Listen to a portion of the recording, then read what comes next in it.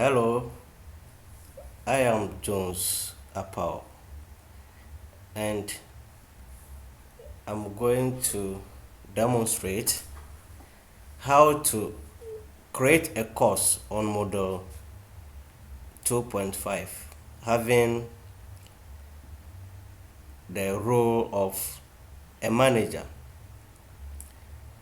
Before you'll be able to create a course on Moodle 2.5, you need to have an account as a course creator or a manager, even as an administrator. Now I'm going to use the Mount Orange School site to do that. First of all, there are so many things that a manager can do. One of them is to create a course. So what you need to do is to go under site administration, go into courses, then you select add or edit courses. Now, if this is the first time that you're using the platform, there will not be any course categories, so you need to create that. And when you scroll down, you say add new category, add a new course. Let's just go through the various categories here. We have our community courses, no courses there. We have two courses under senior school arts. Now it depends on the university. All these course categories can be termed as faculty. Then you can now have courses under the faculty. Now let me create a course under community. So I'll go into it. Okay. You can edit this category, and also you can also add a subcategory, but that's not what we want to discuss. We want to add a new course. So I'm going to click on add a new course. Now you have another page that has been opened for you. That's edit course settings. So I'm just scrolling down to see what we want to do. Now the course full name must be placed in the course full name field. So for this exercise, I'm going to have this name. Let me see. The name is how to create a course. Then you need a short name. That's like, for example, in my university, it is course code. So I'm going to use a dummy course code. So I have HDA123. So you realize that the course category is there already. Visible, do you want to make this course visible for students? If not, so you can hide it as you are even creating. Now course start date, that one needs to be looked at when you are starting. By default today, I'm creating it, so it's saying I'm start the course by tomorrow. If the course has ID number, you put it there. Then you have to give a description, which is a required field. So you try to give a brief description about the course, so that the one who wants to take the course will understand or will know what this course is all about. So for example, this course is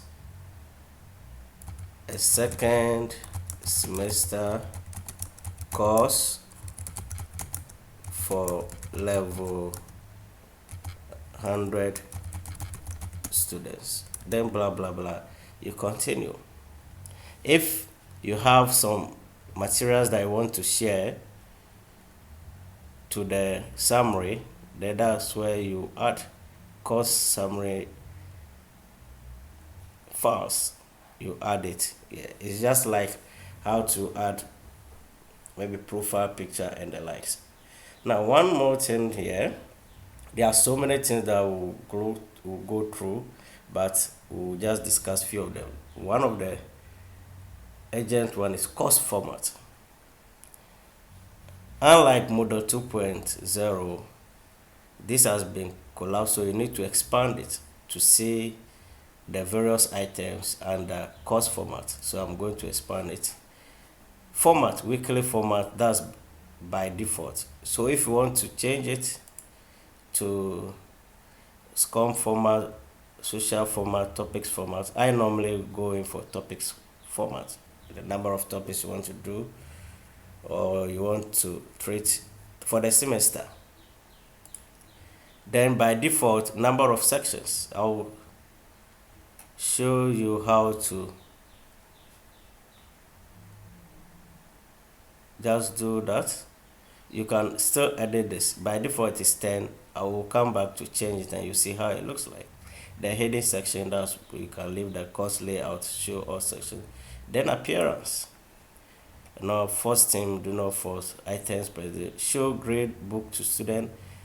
Up this, if you like, you say no. If you say yes, any student can see the grade book. Then show activity report. If you want, you can select yes. Then files and uploads. Legacy course file, I've never have anything to do with this, but maximum upload by default it is 256 megabytes, which can be changed at any point in time. Let's look at that completion tracking. Yes, guest access. Oh no, if you don't want to allow guest access, then you leave it no. But in this case, anybody can enter into the course.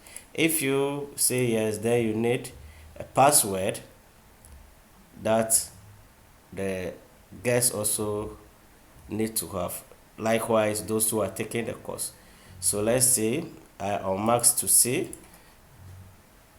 what I'm typing. So maybe the course code is HDA 123 2014, or let's okay 2013. So I'll max it. So this hot, anytime you even forgotten this, you can come back as a manager to see the password that you have created. Then groups, group mode, you can have separate groups, visible groups. If you have separate groups, this is general for the course, but for each activity you can now set your group mode. First group mode no. If you say yes, then meaning that the system automatically group the students that you enroll in the course. Then role naming, that's the last aspect of it. Unlike Moodle 2.0, this has been further explained very well. Your word for manager. So which word do you want to use for manager? Your word for course creator, blah blah blah blah. Now, once you want a teacher in the course, or even if you're a manager, you're going to teach the course, you can put, for example, lecturer as a teacher, so that instead of teacher appearing, the word lecturer will appear. Now, having done this, you click on save changes. Save changes. Then you are being asked to enroll users. You can enroll cohorts and so forth and so on. Let me just enroll myself in the course first. So I go enroll users, or maybe I use somebody, enroll users. So you have list of users that maybe you can also create some later on. So let me just enroll uh, enroll as a student. This assign role you can change that at any time. Okay, finish enrolling. So okay, it's there. So she is a manager at the same time as student. Now you can change the status as anytime. Okay, let me go back. You see the root, room, my course, our community, which is the course category, and this the course that I've just created. So let me click on the course ID. That's the course code. Yeah, so you have the structure there. Topic 1 up to topic 10. That's the number of topics that I've selected. That's 10. If you want to do, we are not going to the how to put flex to various categories. If you want to do that, you must turn the editing on.